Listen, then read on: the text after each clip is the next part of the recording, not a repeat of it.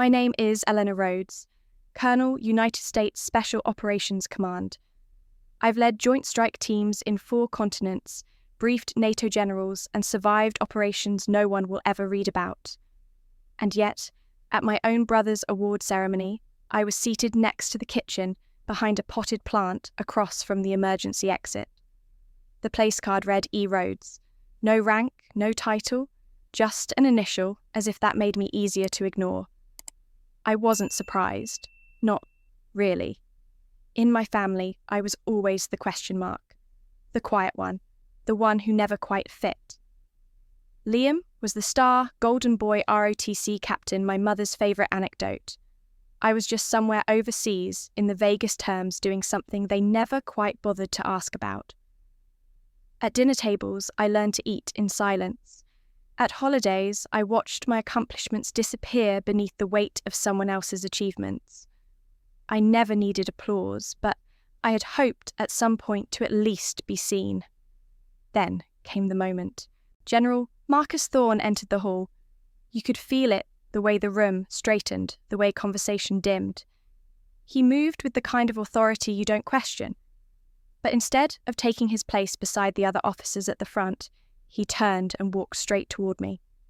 He stopped at my table, saluted, and said loud enough for the entire room to hear Colonel Rhodes. "Ma'am, you led me through Helios. It was an honour." Silence followed. Complete, unmistakable silence. I stood, returned the salute, and looked around. That was the moment they finally saw me not as the forgotten daughter, the invisible sister, the woman behind the curtain. They saw me as I'd always been. They just hadn't bothered to look. But before that moment came a lifetime of erasure. And that's where my story begins. Of all the envelopes I'd opened in my military career, orders, commendations, even warnings, this one hit differently. It was addressed simply to E. Rhodes, no rank, no title, and it arrived through a secure internal channel, typically reserved for official notices. I knew what it was before I slit it open. The ceremonial cardstock was heavy, embossed with the Marine Corps insignia. An invitation to the promotion and award ceremony for my brother Liam Rhodes, captain, soon to be major. My hands didn't shake, but something inside me did. There was no message scribbled on the corner, no hope to see you or it'd mean a lot, just logistics, date, time, dress code, as if the sender were doing a job not reaching out to family. I reread the line twice, guests will be seated according to family designation. There was no designation for me, not a sister of the honoree, not even a +1. It didn't feel like an oversight, it felt like a message. I sat back in the stiff chair in my quarters and stared at the pale afternoon light filtering through the blinds. It had been 3 years since I last spoke to Liam, 2 since I'd heard anything from my mother. And now this. When I first enlisted, they called it a phase, a rebellion. "Girls like you don't belong in places like that," my mother had said. She wanted me to teach, maybe become a nurse. Something noble but quiet. I didn't want quiet. I wanted grit. I wanted a life that required something of me. But to her, to all of them, that made me difficult, unreasonable, a disappointment. I remember the first time I returned home from deployment, decorated, sore changed. No one met me at the base. No one called. At dinner, my father passed the mashed potatoes without making eye contact, as if discipline could erase discomfort.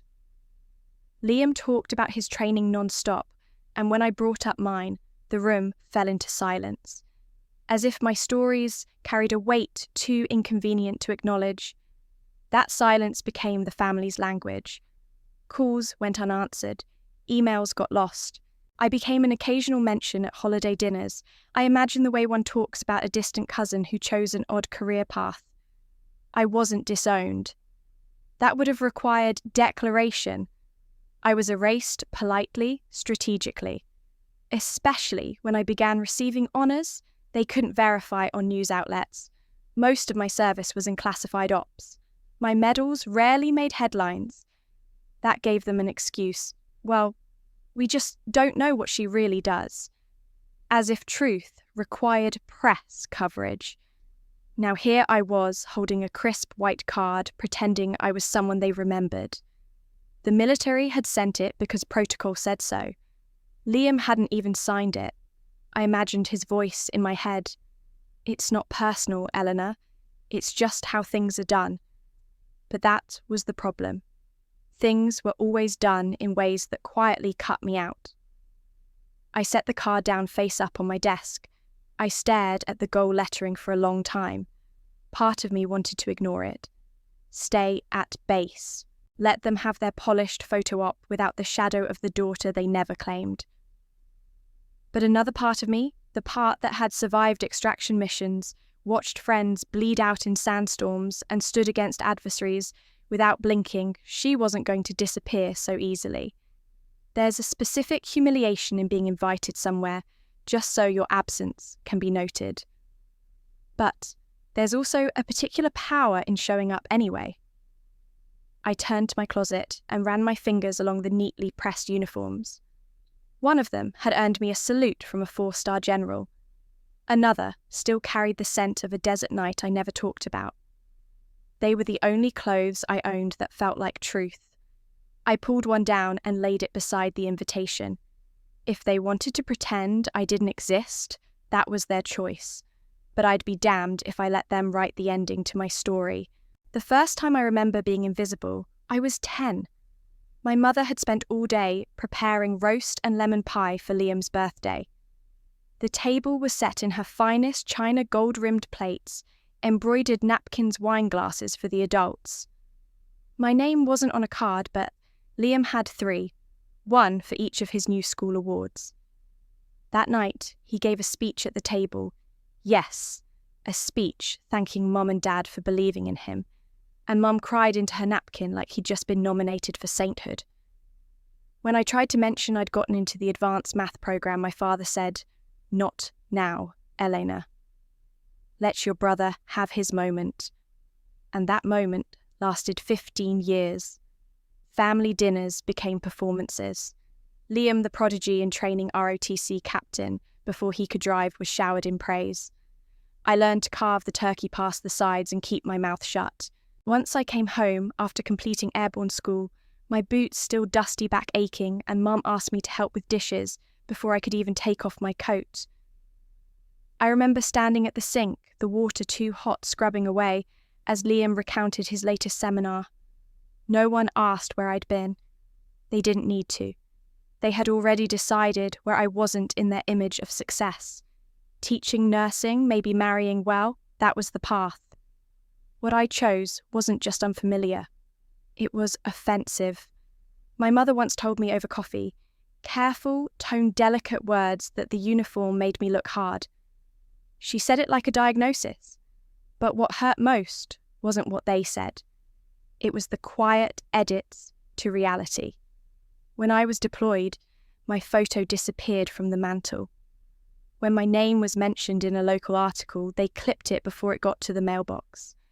A family friend once told me he'd asked my parents about me, and they said I travelled a lot, as if I were a wandering tourist, not someone coordinating special ops in hostile zones. Of course they had an excuse. We don't really know what she does. Because what I did couldn't be posted on Facebook or framed on the wall. I operated in blackout zones under aliases across borders no one admitted we crossed. I earned ribbons they'd never see, commendations that came with NDAs. That vagueness gave them permission to doubt me, and they did quietly, consistently. Like when my cousin got a minor community award and they threw a dinner party. When I received a Joint Service Commendation Medal, Mum sent a 3-word email, "Hope you're safe." But the worst came later. After an investigation stalled my promotion over an anonymous letter questioning my leadership record language that felt eerily familiar, I began to understand the lengths some people would go to rewrite your story. I couldn't prove it then, not yet, but the pain of suspecting your own mother might have penned that letter is a wound I still carry like shrapnel. So, I learned not to expect recognition. I learned to expect silence. And that silence wasn't just absence, it was erasure. At family events, I was the blurry figure in the group photo, the one holding the camera not in front of it. At holidays, I carved the ham while Liam gave toasts. They made room for his dreams, but not mine. I should have been numb to it by now. But something about that invitation, so sterile, so precise, unlocked it all. Not just the memories, but the weight of years spent being made to feel like I had to earn my place at a table set for everyone but me. So when I picked up that uniform and folded it over my arm, I wasn't just preparing to attend a ceremony. I was stepping into a battlefield more complicated than any operation I'd led. The kind where the front line is your mother's smile and the wound is invisible until it aches at dinner. The doors to the hall opened into a hush. I walked in, can't recall if my boots clicked or if the hush drowned them, and scanned the room. Uniformed officers, polished floors, glimmering chandeliers. A line of photographers and a red carpet vibe for Liam's big moment. I swallowed. I had to move past protocol, past pretense to claim whatever seat fate had left me. I found the seating chart taped to a whiteboard. Guests listed under family. No rank first name pre-filled. The penmanship was familiar, my mother's precise swirl. Line by line, Dad, Mom, Liam, his wife, aunts, uncles, cousins. Then, in smaller letters at the bottom, E, Rhodes. Beneath it, the notation, Seat 45, Service Door B. I traced the path in my mind, main hall left into the service corridor through double doors into an alcove. A seat no one would notice unless they were looking. I walked through the crowd, feeling their bodies move around me in polite avoidance. I received no nods. No good afternoon, Colonel. Just empty air around a woman in uniform. I reached the service door, hesitated, then stepped in. The alcove held folding chairs and a draped table with extra napkins and water pitchers. My seat was there, row 3 near the exit sign. I sat down and unfolded the napkin, noticing immediately that it was a lighter shade than everyone else's. Not stark, but off. A shade that said, "You're here," sort of. A waiter placed a glass of water before me. He gave a small nod, eyes flicking away. No apology for the location, no acknowledgement of my rank. I lifted the glass, sipped. Around me, I heard laughter, murmured conversation, toasts. I saw flashes of recognition in some faces, fleeting, unsure, and then the glances would shift back. I tried not to flinch. A woman beside me, unnamed, asked softly, "Are you here for someone?" I braced for awkwardness. She tilted her head toward the main room. I said, "My brother." She nodded, and that was it. No follow-up, no curiosity, just space. I stared at the spot where the main hall light spilled through the open door. I imagined my mother at the podium saying my brother's name, the audience cheering. I thought of the years I'd missed deployments, homecoming scars that didn't show on radar. I folded my hands in my lap and counted breaths. When they called family members to stand for introductions, I didn't. I watched Liam stand and wave chest forward. I stayed seated until names were cited in each row, but they skipped mine again. No moment of recognition, no acknowledgement, just a quiet shuffle of chairs ahead of me. A pang twisted in my chest that I couldn't trace back. Anger, sadness, I wasn't sure. But I stayed. I had to. The program began. Prayer, national anthem, introduction of dignitaries. Every so often, I peeked into the hall, seeing Liam accept his award. He looked proud. I felt something twist, pride for him, yes, but the ache of being left unspoken for. During a break, I stood stretched, took a step toward the door. But then I paused. My right hand brushed the uniform ribbon that marked my Afghanistan deployment. That ribbon hadn't made headlines. I doubted anyone in this room, even my own family, knew the exact date, let alone what it represented. I remembered the nights in Kandahar, the weight of the sky, the whispered orders. I'd done it not for recognition, but because it was right. That conviction carried me forward. I returned to my seat. The napkin, the seat, the exit, they were part of their plan. But they didn't define mine. By the time the ceremony ended, applause echoed through the hall. My brother stepped down, shaking hands and flashing smiles. As he passed the service door, his eyes met mine for a moment. I saw a flicker, maybe surprise, maybe guilt. We didn't speak, he didn't stop, and I didn't rise. Instead, I stepped through the door before him. I walked into the hall, reaching for the pocket of my uniform coat, where a small badge lay. I didn't need it. Everyone knew who I was by that point. But the motion felt right. A gesture of existence. Mum would see me now. Not in a photograph, not in the anecdotes. In uniform, in the flesh moving among them. That moment might not shift everything, but it shifted something inside me. I tucked my hand back and stayed calm. Strong. Not invisible anymore. The speeches began promptly. My father stepped up first, buttoned collar, crisp eyes bright with pride. He spoke of Liam's exemplary service, tactical mind, and unwavering loyalty. Every detail sounded rehearsed for a hero. Not once did he mention me, no reference to rank or mission. His words conjured an image of a perfect son, a pride of Rhodes' family. I remained seated, sipping my water, letting the coolness steady my pulse as he spoke of achievement and legacy. When my mother took the podium, she scanned the crowd with a practiced smile. She praised Liam's character, called him their golden son, then paused and cast a brief, controlled look in my direction. But it wasn't acknowledgement, it was an opportunity. She chose to say, of course wearing a uniform doesn't make you honourable. Honour is earned. It's in how you treat others. No one laughed, but the undercurrent landmined the ceremony. The implication was clear: military attire shouldn't grant automatic respect, especially not for Elena. I stayed seated.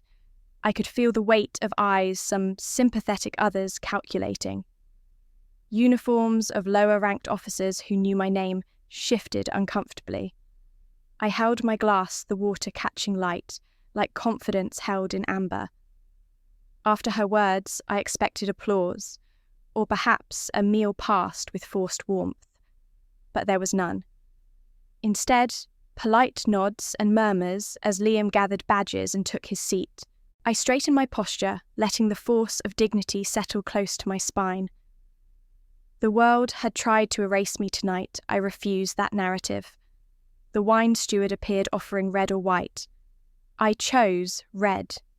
It felt appropriate, deep, full-bodied, like the sense of belonging I carried now. I raised my glass as Liam's name echoed through the room.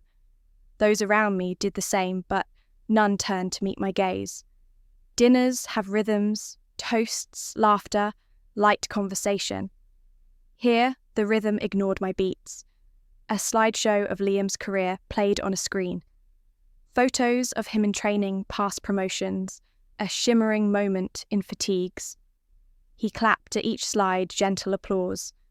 I followed suit because it felt like supporting him was an unspoken duty. But my applause bore a silent declaration: I was a part of this family too, whether they saw it or not. Memories flooded me, the whispered conversations at holidays, where Liam was the focus while I stood carving turkey. The opaque excuses when Freedom of Information Act requests got ignored. I recalled a cousin asking if I was still overseas. It's complicated, my father replied. I was taught early that being too successful made people nervous. I felt an ache then, not of resentment exactly, but of acknowledgement. They couldn't erase me, not tonight. The ache was proof of something bigger: survival, leadership, steel forged under pressure. Then came the final speech. My mother returned to the podium to hand Liam the honour award. Her voice was smooth, refined. On behalf of our family, we couldn't be prouder, she said. She handed him the plaque. Applause filled the room. Everyone except me rose again. I remained seated, silent tribute in my own right. As dinner ended, guests rose to mingle. Officers shook hands. Dignitaries mingled with politicians. My pulse steadied as I watched, then stood too calmly, purposefully. I brushed past clusters of conversation. Some faces shifted, polite and unsure. A lieutenant colonel who'd served with me in Afghanistan offered me a nod.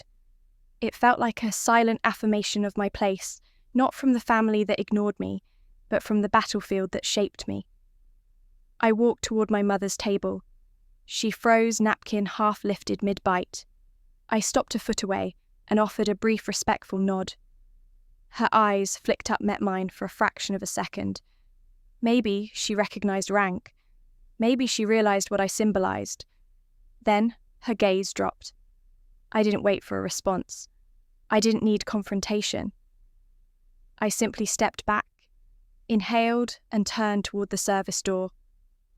My uniform brushed the fabric of the line curtain, separating guest areas from hallways of utility and excellence. My boots clicked steadily across the floor footsteps I allowed the crowd to hear. Each tap echoed a declaration: I am here. I am not unnoticed. I did not vanish. Going forward, the air outside would be colder than this chandeliered warmth. But I would carry tonight's clarity, discomfort, silent recognition, the reaffirmation of my belonging. That was my quiet victory. Moments later, a shift in the air signalled a change. General Marcus Thorne entered the hall with the quiet authority of a storm moving in steady inevitable. The chandeliers dimmed under the weight of his presence. Conversations faltered. Guests straightened. I felt it before I saw him. The authority not just of rank, but of earned respect. He paused at the threshold of the main hall, eyes scanning the crowd as if seeking something beyond the usual faces. I held my breath. Others noticed too. Heads turned, shoulders lifted with a collective intake of curiosity. And then I saw him, Marcus. He didn't walk to the podium. He didn't salute my father or shake Liam's hand. Instead, he moved through the rows with purpose, a silent current cutting through politeness. His gaze landed on me, seated near the service door, and he walked directly to my table. A hush spread like ripples. I can still feel the hush, the kind that stretches conversation thin like cloth pulled taut, threatening to tear. Everyone felt it. The waiters paused. The photographers swiveled their heads.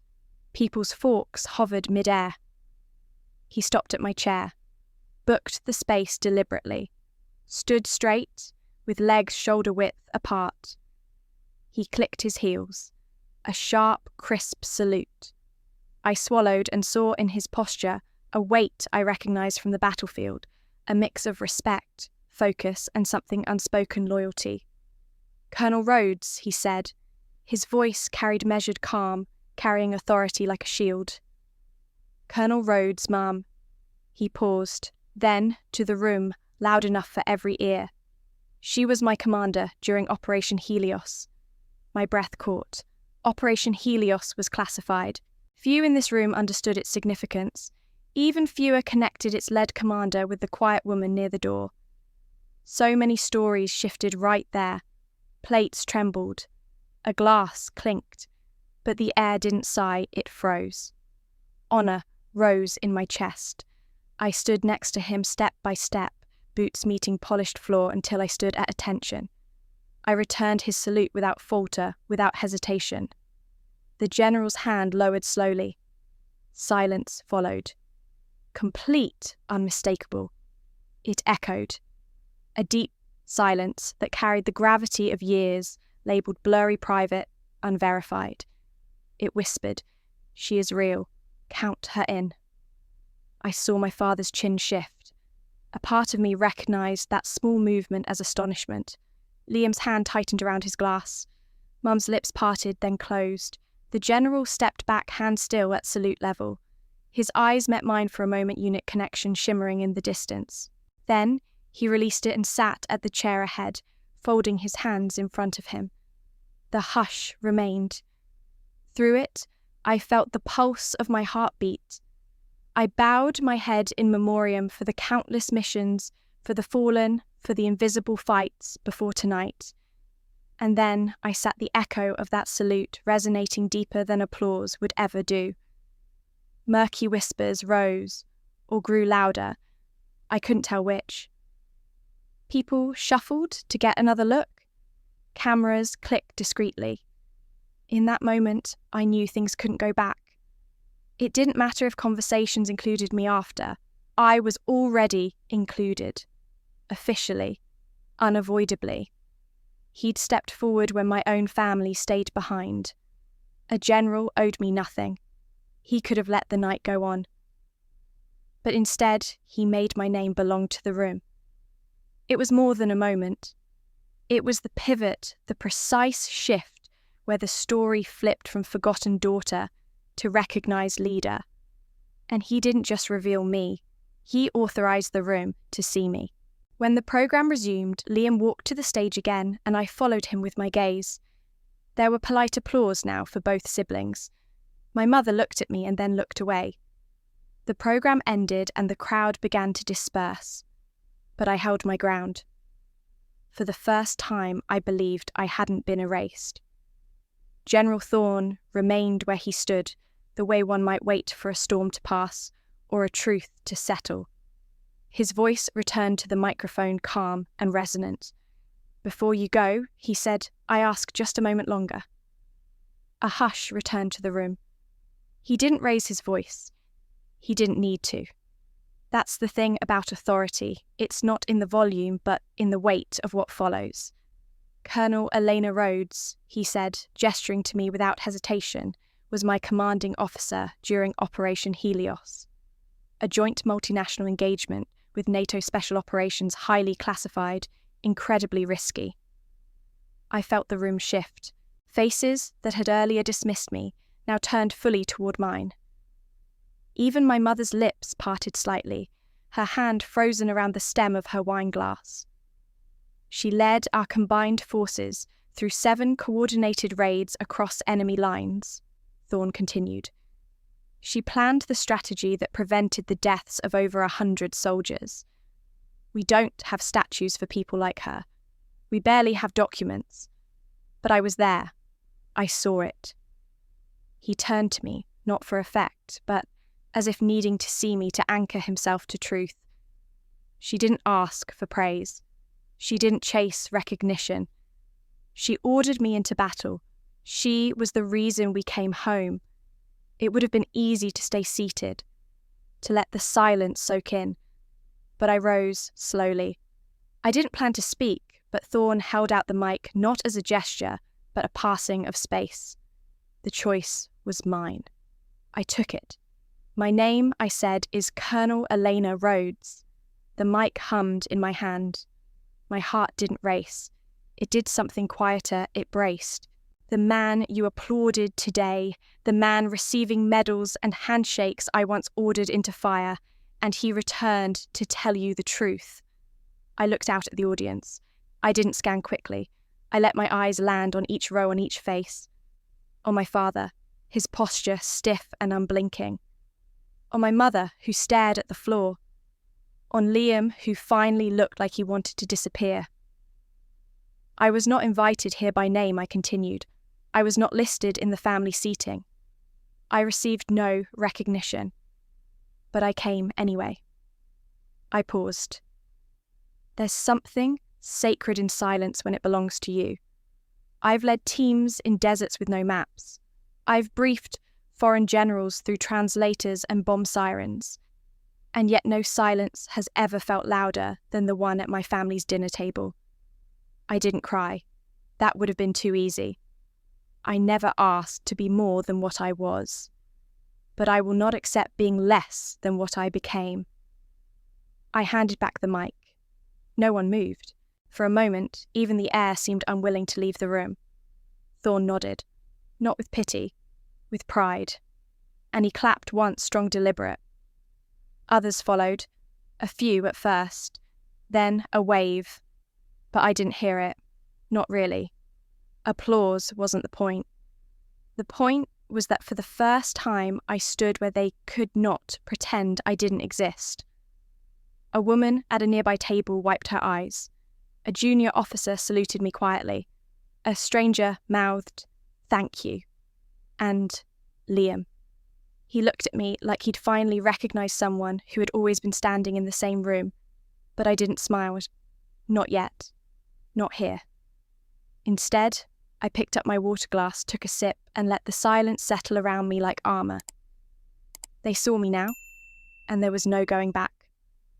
Under her carefully applied lipstick, I saw a flicker of something worry, guilt, regret. Margaret's footsteps were silent beside me, but the pressure in the air was enough to crack granite. "Eleanor," she said, voice low, urgent, "you need to say something. Publicly, tonight. A neutral statement. A line about supporting Liam. It'll smooth everything over." She punctuated each word as if handing me a script. I raised an eyebrow and looked at her face. Composed, practiced the same mask she wore for introductions and social gatherings. "You want me to lie," I said softly. Margaret hesitated. She adjusted her clutch bag fingers, trembling inside the seam. "Not a lie," she said. "Just balance. Protect the family's image. Balance. Image." I could smell the desperation. I took a sip of water, a familiar calm washed over me. "You started the narrative, Mum." She blinked. Those two words shifted the dam. I pulled my phone from the inner pocket of my jacket. It felt like carrying a bomb in my hand. I opened the encrypted folder. She knew what I had. She'd suspected, but until tonight, hadn't faced it in full light. "Remember the letter that stalled my promotion," I said. Her breath caught. The anonymous one sent to Human Resources. Margaret's jaw tightened. I held her gaze. It was analysed. Images flicked on my screen read lines. Statistical overlays, tone matches. 96% matched to your writing style. Phrases you used in emails, sentence structure, you favour. My mother's eyelids fluttered. Denial hung in the silence. I continued. I cross-referenced the metadata. It came from our home printer, Margaret Rhodes, IP address logged. Timestamp 2:17 a.m, the night before the board meeting. Her mouth parted, but no sound came out. I closed my eyes briefly and opened them on a crowd that flowed around us, smiling, clinking glasses, still unaware of the earthquake inches away. "You seeded doubt," I whispered. "You made them question my competence. I was pulled aside, investigated. I lost time and trust because of that letter." Margaret bowed her head. "I was trying to protect you," she began. Her voice shook slightly. "Protect me by erasing me?" I asked. My voice was low, controlled. People nearby paused mid-step, sensing the intensity, but unsure what to make of it. I pressed on. "You thought me politically favoured, that my promotions came from a back door, so instead of asking you, sabotaged me." As I said it, I glimpsed a suite door open behind the buffet. Someone hesitated, heard my words. A hush drew close, but not too close. Margaret clutched her bag strap as though it were a lifeline. I thought, if I stopped it, if I asked the questions first, then no one would think that Liam or you... Her voice cracked. I let silence fill the space. The chandelier light glittered around us as though spotlighting our confrontation. "I came tonight as a colonel," I said softly, wearing the rank you tried to undermine. "I let everyone else speak for me. Tonight was my chance." I paused, locking eyes with her. "What do you expect me to say now?" She closed her eyes, a single tear escaping and gliding down her cheek. When she opened them, her gaze was raw. "Say, you're proud of Liam, your family again." I studied her. I saw the quiet panic in her expression, motherly instinct mixed with deceit. I inhaled, slowly. "I won't lie tonight." The words fell like verdicts. "I'll let this," I tapped the phone, speak louder. She swallowed, nodding, defeated. The crowd parted and shifted as I stepped away. Her chair clicked against the floor, a quiet punctuation. I returned to the centre of the room, where Thorne nodded at me with steady respect. The crowd sensed the shift. I picked up my glass again and looked out, but saw only truth. Margaret remained behind alone in her seat, visible but distant. I turned toward the exit, spacing each step with purpose. My reflection glinted off the polished floor, a woman no longer erased. I had reclaimed my story, but something tugged at my conviction, a quiet word from behind. "Eleanor?" I paused mid-step. Margaret's voice was softer, now trembling. I didn't turn. "Please." "Wait." Her heels clicked on marble as she approached slower this time, uncertain like a soldier creeping into enemy territory. She didn't reach me immediately. She reached into her clutch hands, shaking, and pulled out a small frayed family photograph encased in plastic. She extended it toward me with a hand that quivered more than any salute ever had. I took it. The photo was taken at Christmas, 5 years ago, my father in a patterned sweater, Liam beaming as he held a gift, my mother standing tall and me half cut from the frame. The edges were jagged as though someone had deliberately trimmed me out. My arm vanished into nothing. I held the photo at arm's length, the cold plastic biting my skin. I could feel the residue of every dinner table where my presence wasn't acknowledged, every holiday I'd spent, overhearing stories about me instead of being included in them. Margaret stood beside me, her posture stiff. She didn't dare look up. I spotted tears in her eyes as she attempted to regain composure. I thought I was protecting you," she murmured. Her voice was low, rough. "I didn't want people to think your promotions weren't earned, that they came from being my daughter or from political favours." She swallowed, voice cracking. "So I wrote that letter. I printed it from our home computer." Her hands quivered. "I thought I was doing the right thing." I stared at the torn photograph of myself and realised the full weight of what she'd done. She hadn't just distorted a narrative, she'd excised me from the image. My pulse hammered, not from anger, but from the tsunami of betrayal. I closed my eyes, inhaled, and spoke. "You didn't lose me. You rejected me." The words were soft but irrevocable. My control was still intact, but my heart ached. The cold air of the hallway seemed distant now. The warmth of that moment felt lethal. Margaret bowed her head. Her composure cracked and crumbled. "I was afraid," she admitted. "Afraid that the family would think you weren't qualified. I was afraid of rumours. I didn't want us to appear divided." A single tear slid down her cheek. I watched her unravel, and in that unravelling I saw a mother who'd misplaced her love in fear. But that love had suffocated me. I reached inside my coat and withdrew a letter, my letter dated years ago, penned at 18. I unfolded the yellowed page and recited lines I'd memorised long ago. "Mom, I hope one day you'll need me, not because I change, but because you understand." She looked up at me, the letter trembling between us. I buried it. I thought if I erased the past, I could fix our future. Her voice was fragile, but I didn't fix anything. I swallowed back tears I refused to shed here. I felt every holiday I'd lived in the margins, every ambition dimmed by doubt. Yet I'd survived, and now she knew the truth.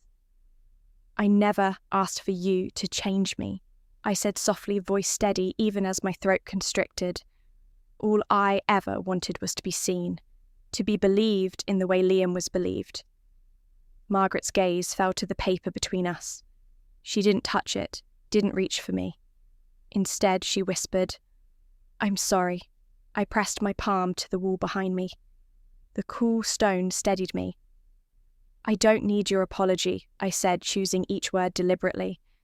"I need you to stop bending the truth. Stop trimming me out of the frame. Stop building stories where I don't belong." She nodded, tears glistening, guilt etched deep into her features. I saw the fracture in her soul, the pain she'd carried in secret. Without another word, I turned and walked away. The corridor stretched before me, empty and silent except for my boots. Each step echoed like a verdict. I would no longer be marginalized. I would no longer be lost to the footnotes of a manipulated family history. As I passed the threshold into quiet night air, I felt the first real exhale in years. The hallways behind me were filled with laughter and applause, not mine, but belonging to another world. Their world. I had stepped out and into mine. I paused outside on the cool pavement under the street lamp's glow and let my shoulders relax for the first time in what felt like a lifetime. No embrace awaited me here, no words of forgiveness.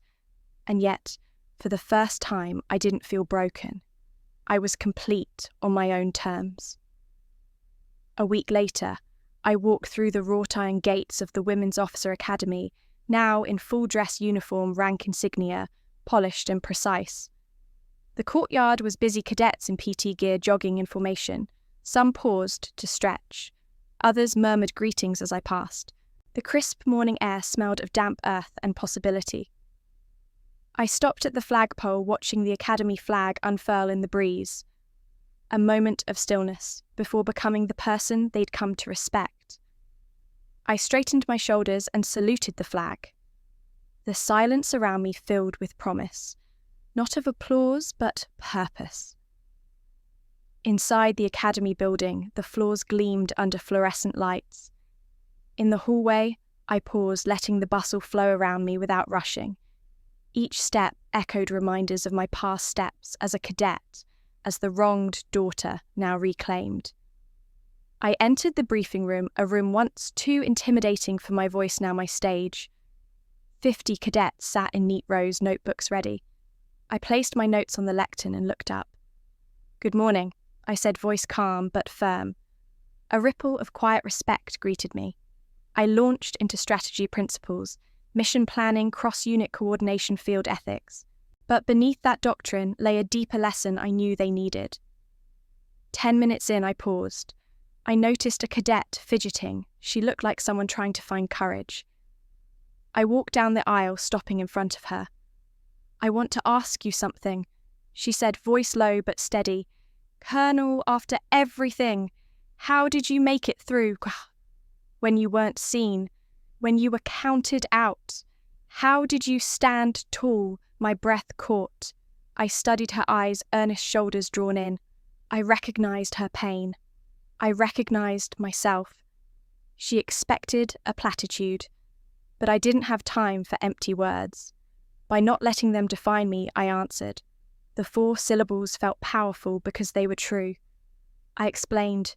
They tried to erase me with silent dinners, empty place cards, unseen achievements. But I defined myself by missions in blackout zones, by leadership under fire, by bringing people home. I stood firm, feeling every weight of the past. I faced their doubts with clarity. I faced their erasure with presence. She nodded, tears glistening. I let silence deepen before continuing. Your rank, your medals, they won't always open doors. What will matter is your conviction, your values, your actions when no one is watching. That's what makes a leader. The rest of the session shifted. Discussions about teamwork, strategy, and moral courage unfolded. Cadets spoke up brave, honest. One admitted fear of being the only woman in her unit. Another spoke about family pressure to quit. I guided them, shared my own story, without naming names, but with clarity. After class, cadets clustered around waiting. They asked about Operation Helios, its purpose, its risk. I told them guardedly, affirming that not all missions are shiny. I emphasized, integrity isn't about publicity. It's about knowing the why. One cadet asked Colonel, "Any regrets about speaking out?" I paused. Only that I waited so long, that I let silence define me. Later, I walked through the campus, passing plaques of former instructors, names of women who blazed trails, though not all celebrated. I came to a stop before a bronze statue of a saluting female officer. As a cadet, I thought she was just a symbol. Now I nodded at her. I felt kinship women, standing despite odds. I paused near a flag-wrapped bench and pulled out the yellowed letter from my coat, a reminder of who I was at 18 and who I chose to become. I traced the words, "I hope one day you'll need me, not because I change, but because you understand." I folded it, placed it in my pocket. I smiled faintly. That afternoon, I inaugurated Operation Silent Stars, a mentoring circle for cadets without strong family support, where we shared resilience strategies, failures, hopes. We met weekly, not as rank, but as sisters sworn to each other. They shared stories of doubt. "I'm too young," my family said. "I don't belong." I told them, "You belong because you choose to stay, and that makes you belong." In that circle, I saw something brighter than any ceremony. I saw reflection. I saw possibility. I saw legacy. As dusk settled, I returned to my office, unpacked boxes of leadership texts, opened files on cadet progress, and pinned a photo of Operation Helios tucked behind my desk nameplate. It was quiet, purposeful, a reminder that truth lived in work, not accolades. Outside the campus, lights glowed softly. I stood at the window, watching shadows stretch across the quad. I didn't need the applause of a hall. I had the quiet humility of conviction. This was my new dawn, not in family acceptance, but in forging a path for others. A path built on truth, inclusion, and hard-earned dignity. I picked up my pen and wrote at the top of the mentorship binder, "By not letting them define me." And I meant it more passionately than I ever did at any ceremony. Months later, in a converted community centre, not far from base, I stood before a circle of servicewomen. Some still in uniform, others in civilian clothes. Survivors of erasure, neglect, betrayal. I initiated the first meeting of the Resilience Foundation, a non-profit I founded to support military members whose families chose silence, shame, or sabotage over support. The room was heavy with stories. A woman shared how her parents refused to attend her commissioning. Another spoke of a husband who belittled her promotion.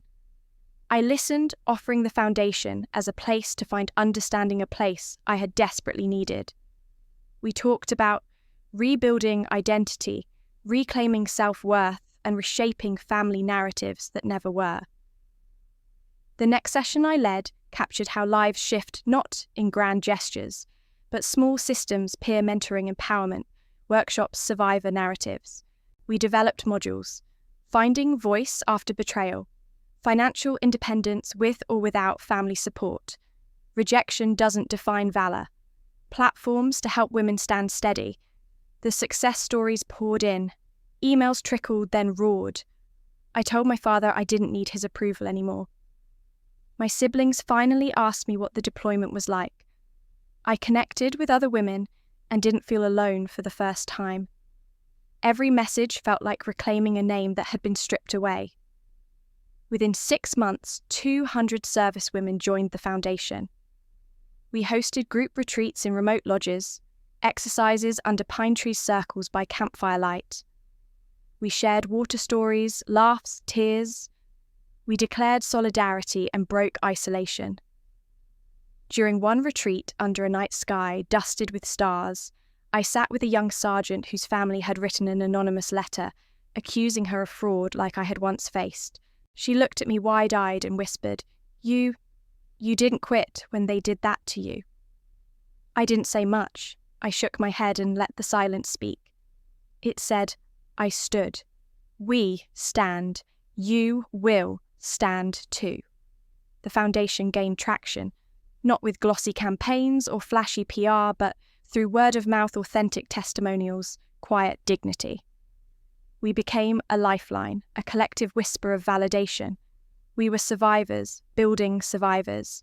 Journalists reached out requests for interviews, podcast features, but I declined politely. The foundation wasn't about one voice. It wasn't about my medals or my rank. I insisted, let her story be theirs. Let their voices stand in the spotlight. Media backers respected that. If I walked into microphones, their struggles would shrink into mine. Instead, I stood backstage listening, letting others speak. Instead of press releases, we held community bake sales yoga sessions, hiking trips, real gatherings for real healing. Our motto became this: strength born in silence deserves its own echo. We whispered it to soldiers standing in mess halls, sent it in emails to officers overseas.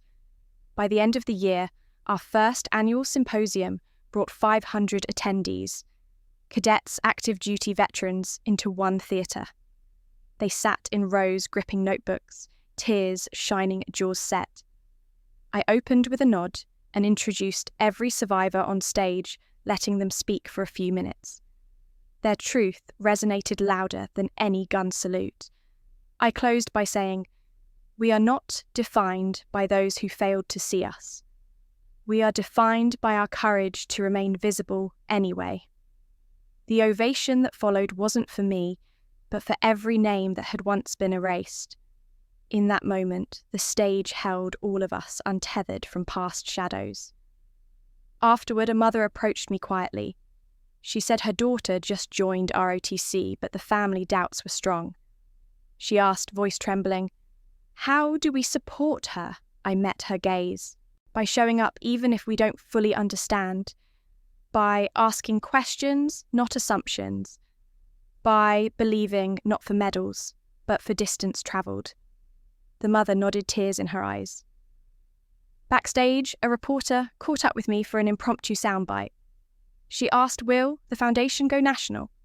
I answered softly, low-key, "If trust travels, we will follow. This isn't my platform, it's theirs."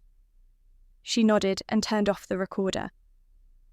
That evening, as I packed up materials, I found the yellowed letter I'd once carried, the one that asked a mother to need her daughter. I held it in one hand and looked at the room.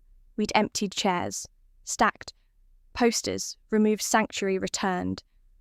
I placed the letter at the top of the return basket and left it there. It no longer needed preservation. Symbolically, I had given its hope back to the world. Driving back under the night sky, I thought about how far we'd come and how far this work would travel. Every woman who walked away with tools, solidarity and unshaken dignity would carry the message into bases units' families. The echo would grow. The silence would end. I glanced at the Foundation's logo stickers. On the dash, 2 women silhouettes standing side by side, backs straight looking forward. I smiled. My story had come full circle, from being erased to reclaiming identity to giving space for others to do the same.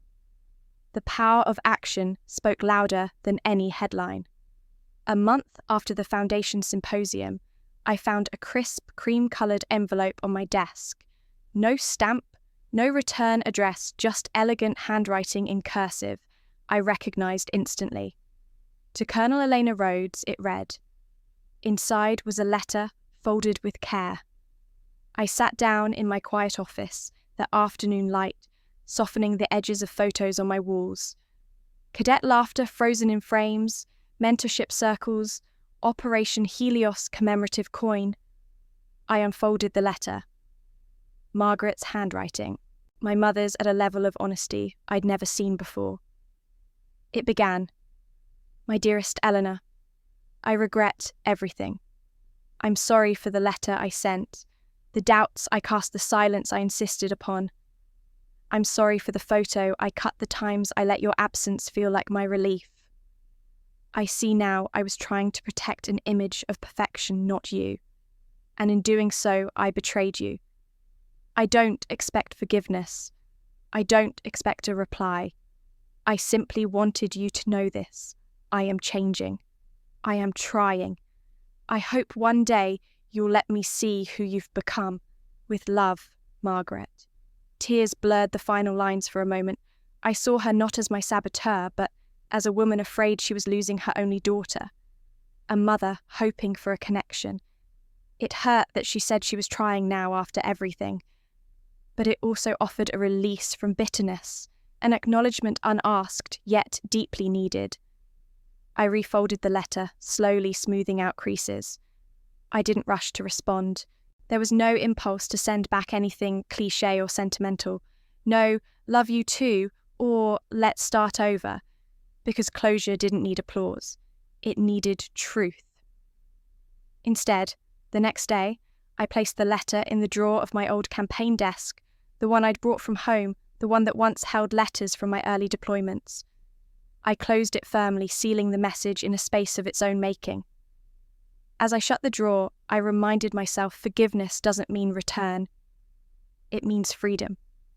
Freedom from past shadows, from expectations, from the need for reconciliation to validate my worth.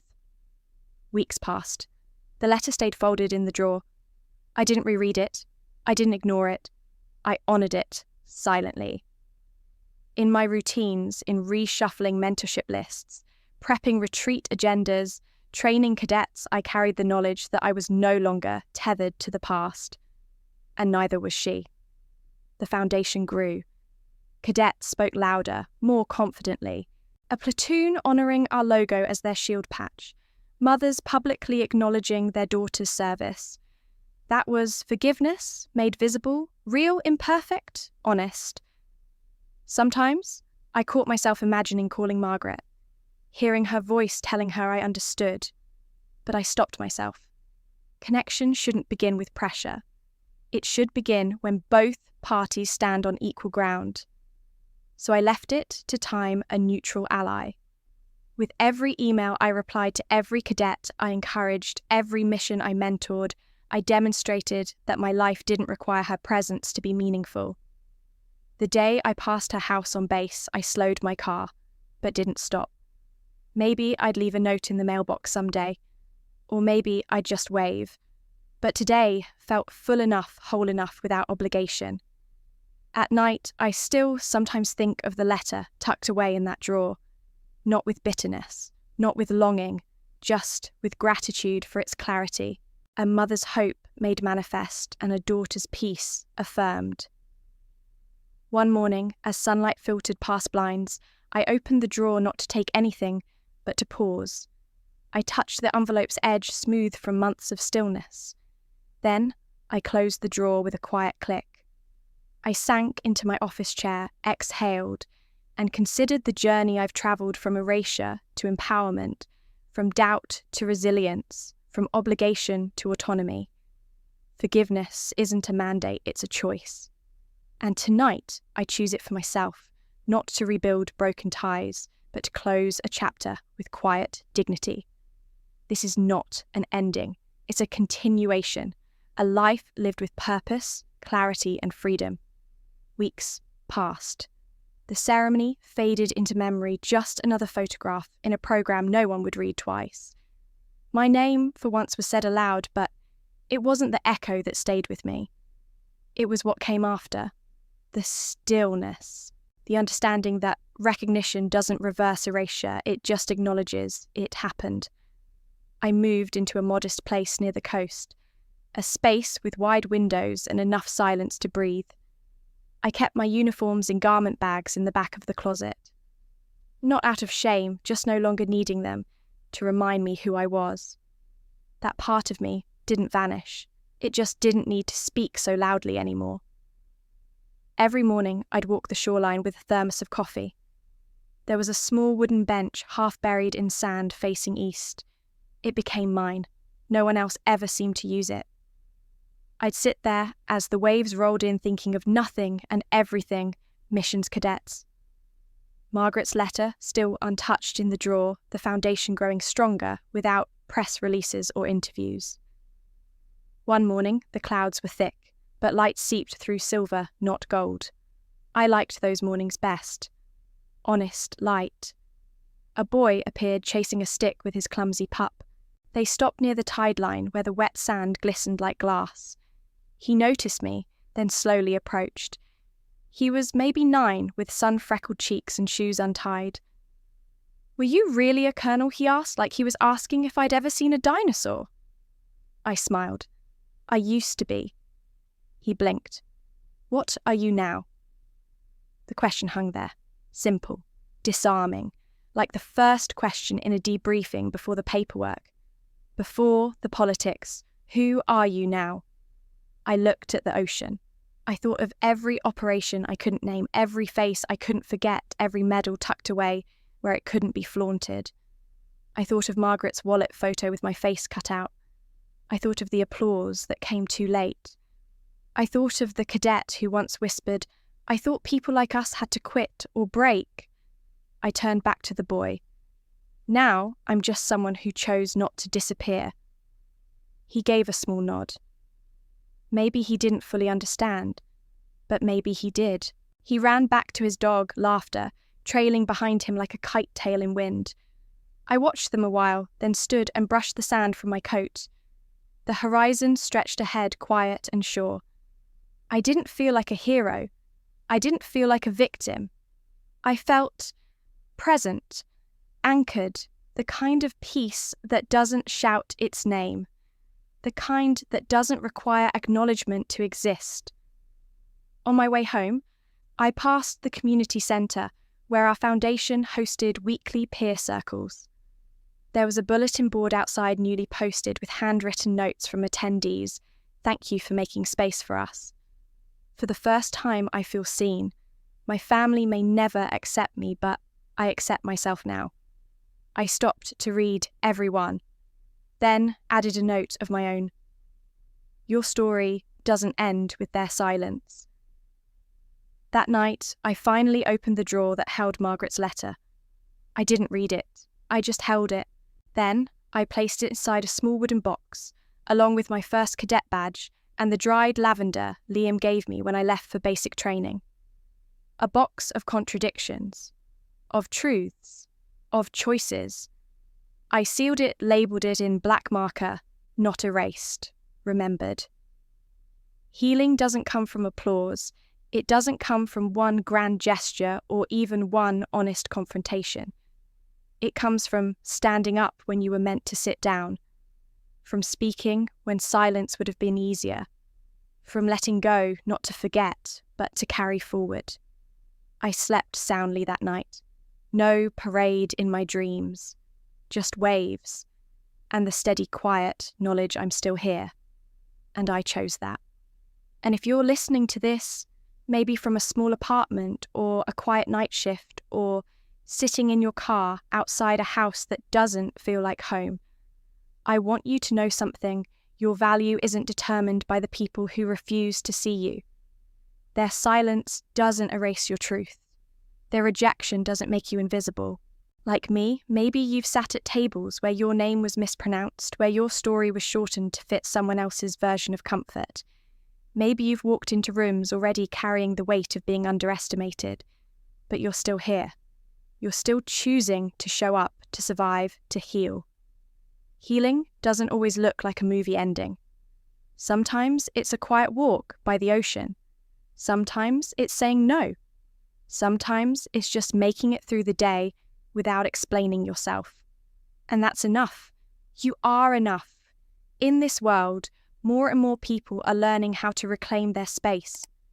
Through therapy, through journaling, through community, through quiet courage, through deciding, like I did, that you don't need an apology to move forward. You just need your own permission. If this story stayed with you even just a little, I invite you to stay connected. Subscribe not just for more stories, but for reminders that you're not alone in yours. Because sometimes the most powerful thing we can do is stand tall and then disappear into our own peace. You deserve that peace, and it's not too far away.